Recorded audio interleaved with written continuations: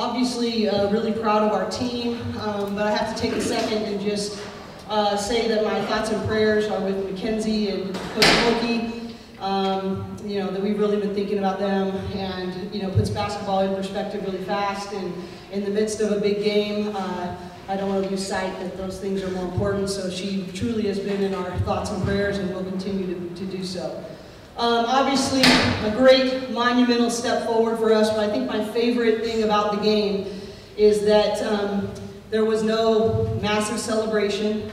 There was no, you know, just, we were very thankful, we were excited, but we expected to win. We expected to come in and take care of whatever we need to do. We talked about having an I will mentality.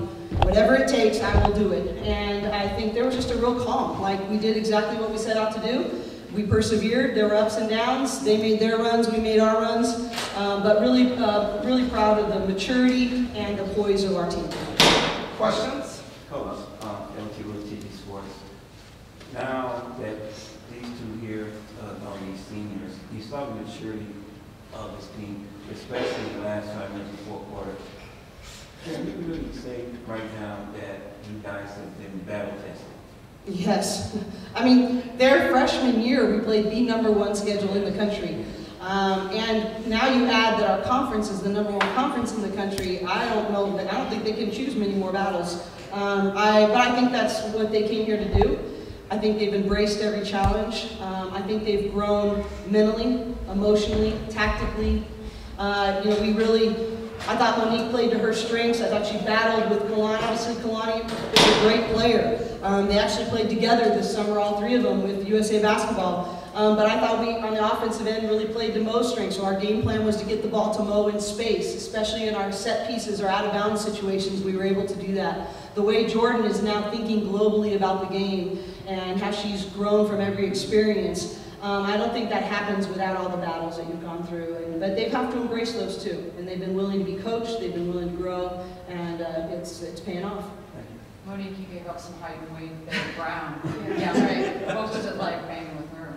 I knew it was going to be a battle, and I just had that memory from last year, just playing against her. Credit to Kalani, she's an amazing player. And so I was looking forward to that challenge, you know, to play against the best players. So it was definitely a challenge, and I'm glad my teammates had my back and helping me on defense.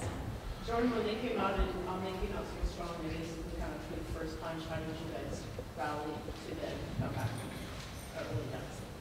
Well, basketball is a game of runs. We knew that they were going to have their runs. We knew we were going to have ours. It was just about staying composed, and I think that's what we did.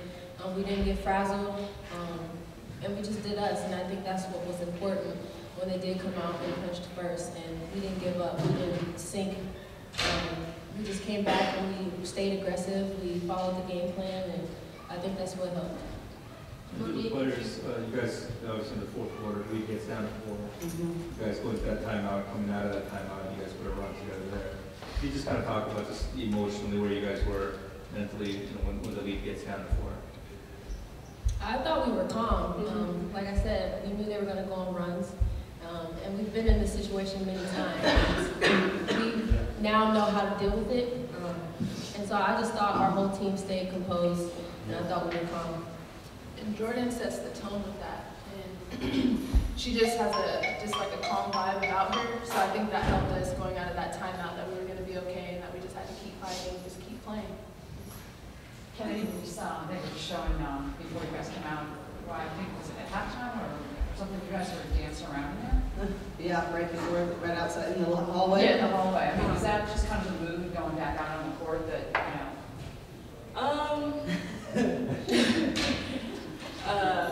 I mean, yes, we were celebrating. Was that, you said there was during halftime? No, right before the game when you're going out of the hallway. Oh yeah, that's our like ritual that we do. I mean, that when we do that before the game, it gets us hyped, especially like with teams that we play, like Baylor.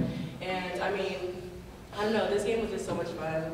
And shout out to the crowd. I mean, they're just the best. Like honestly, like and Jordan always says that when we're at home, we're undefeated. So I think if we stick to that mentality, I think we'll be okay.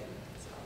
Corey, you guys went into last year, you guys were leading Baylor at half. Yeah. How is this year's team different than last year's? Well, they still out-rebounded us by 14. I think the difference is maturity and poise. I think we were able to answer. Last year when we went down in the second half, when they made their big run and closed the gap and then went ahead, we not only didn't have an answer tactically, but we didn't have an answer emotionally. It sort of just absolutely took the wind out of our sails. Nothing took the wind out of our sails tonight. I'm not sure we ever solved Kalani. Obviously, 33 points later, we didn't solve Kalani Brown. But I think we just kept playing to our strengths and said, hey, that's their strength, but we got a lot of strengths too, and we're going to keep doing to that. But I think it truly is maturity and poise and an emotional balance. Coach Wooden used to always say, you can't get too high, you can't get too low, and I think that's what they've learned to do. And through the runs of the game and even through the disappointing plays, even for Jordan, she had a couple of entry passes, she looked over, she owned them, took control of the next play, and I just think that's what you need from your senior point guard. Defensively, it seems like you guys are pretty tenacious in terms of how you guys pressure the ball and stuff. And you mentioned Jordan, I noticed there were sometimes she took shoulders to the face, Oh, yeah. Got some elbows thrown at her. How much does her toughness, do you think, maybe kind of set a tone for She sets the tone on both sides of the ball. I believe she is one of the best guards in the country because of the complete part of her game. I think there's maybe some people who score the ball better, or maybe there's some people that play as good a defense. I'm not sure anyone who plays better defense, but her mentality, her competitive spirit, her IQ, her ability to score the ball, her ability to assist, and then to be able to defend the way you referred to. Find me a more complete guard in the country. I don't think you'll find her. What about taking this win into Tuesday? Well, I think, we want this challenge, and we obviously have tremendous respect for Connecticut. They're a great basketball team. We're going to have a great crowd here. Katie Lou's coming home. Whether she's healthy or not doesn't really matter. It's going to be a really phenomenal experience. But I really asked these players when they came here to believe in doing something really, really special. And I don't think you have, as much as we respect Connecticut, I don't think you have any chance if you don't go into this going, hey, we got to play to what we do. And we got to respect them, but we got to come in with a confidence and a game plan that we believe in, and let the players decide it. So obviously it's a huge challenge. I thought, played really well in spurts against them in the Sweet 16. We had an 8-minute period in the second quarter that you just can't have quarters where you don't rebound, and that's going to be our big thing, is can we sustain that? It's going to be a completely different game plan than what we had today, but what a great challenge. This is exactly what these players came here to do, and if you want to be elite, you got to challenge yourself against the elite. To the players, it's been 9 years since you guys would beat these programs as a win against a top 3 team.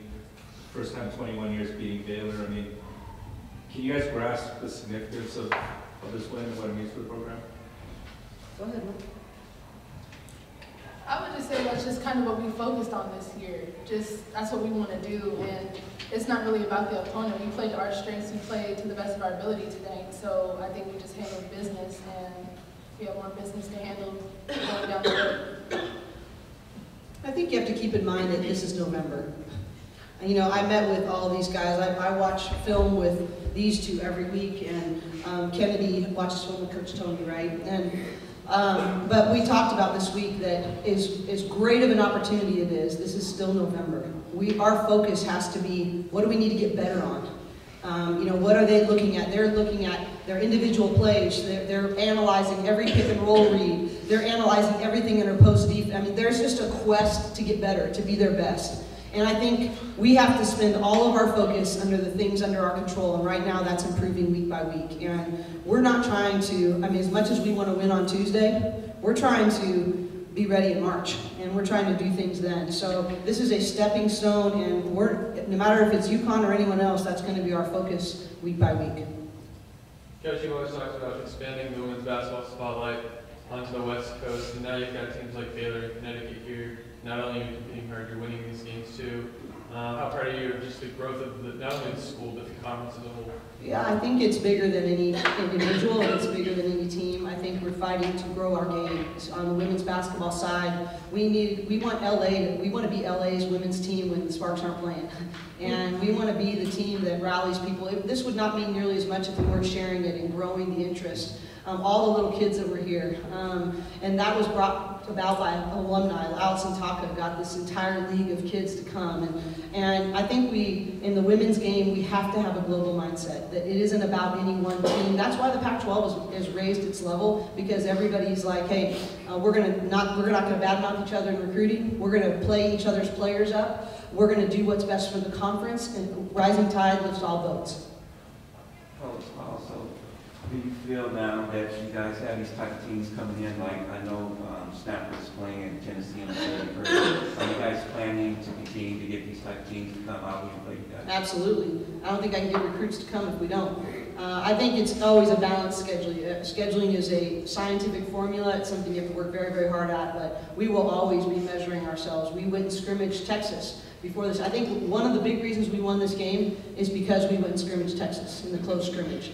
And it gives you a sort of a range of where you are. You're not allowed to talk about it, no one's allowed to watch it, but I think that's a big part of our preparation. So we will always be scheduling elite teams because we want to be a consistently elite program.